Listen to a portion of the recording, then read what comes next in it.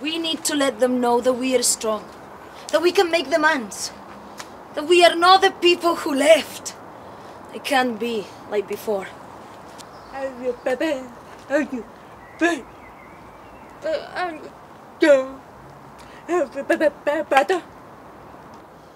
We had an army, not a government. Who gives that guarantee? Our governing army. We're the enemy. They'll treat us all like guerrillas. They'll ask us why we left in the first place if we're innocent. They wouldn't guarantee us shite after laxatives.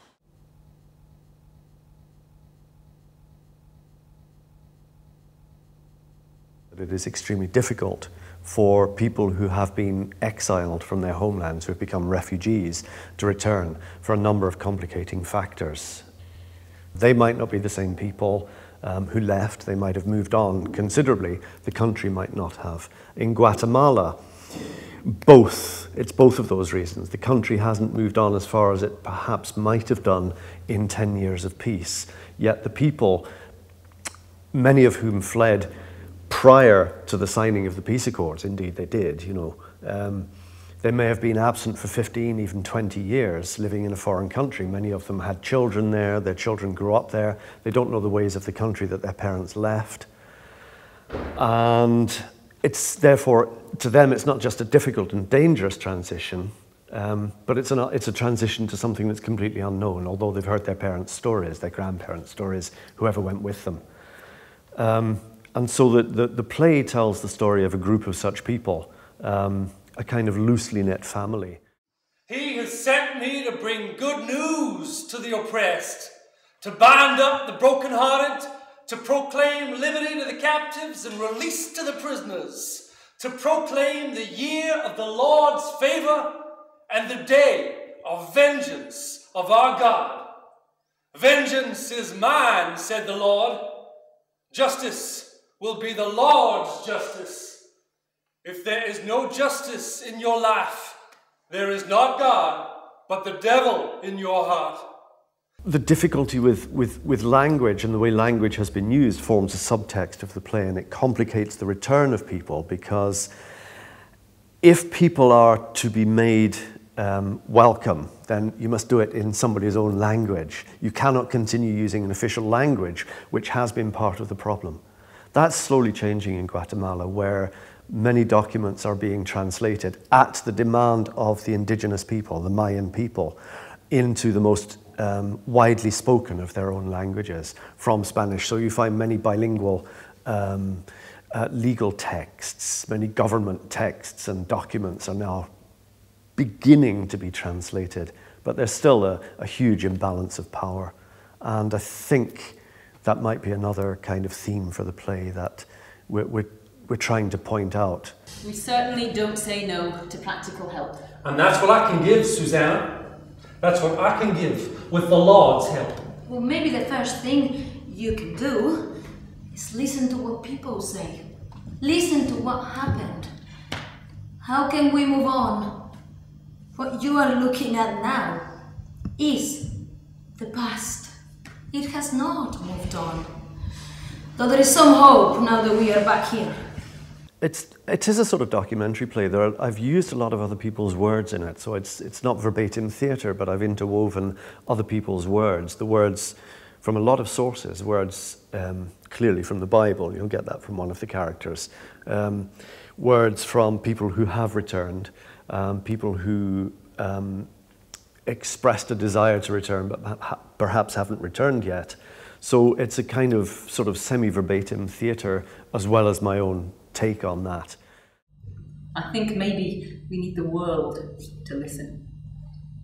We don't know where some souls are. What do you mean? They disappeared, have never been buried.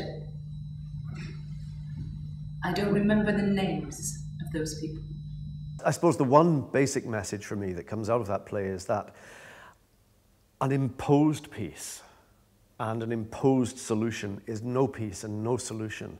People must make their own peace, and peace is a treaty. There is no one-sided, there's no such thing as a unilateral peace or a unilateral treaty of any kind whatsoever. It has to be up to the people who were driven out, who were exiled, who were made refugees in the first instance, to be part of that peace process. And in order for that to happen, they must be allowed to do it in their very own way. Their voices must be heard. So inasmuch as there is a message of the play, it's listen. Stop the talking and listen. To listen is far more valuable than to speak. Not enough recognition. We're still invisible.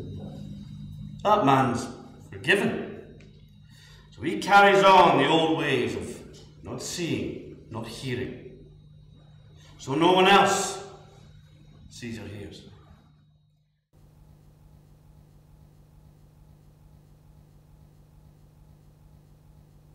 I never made an inclusively signed production before. The company had a signed performance a few years ago. So we've kind of got elements of all three different forms. We've got some gesture that we use in particular ways at particular times. We've got mainly sign-supported English, actors more or less signing what they're saying, but not always. It doesn't always go in sync. It's not quite that easy. And then there are some BSL elements as well.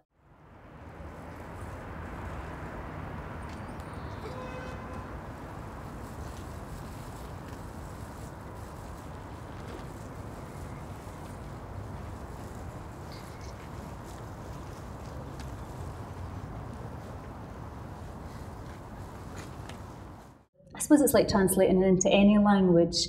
You know, you've got to really be careful about your usages. But also sometimes there are options for making something more poetic in the signing that maybe only a deaf audience member will pick up on. But we've tried to have as many shades of colour through the signing as well as there are in the English to try and do a good representation. Felice, it was me. I killed your sister. I left her for the dogs, but they made me. I was afraid for my life. Can you find it in your heart to forgive me?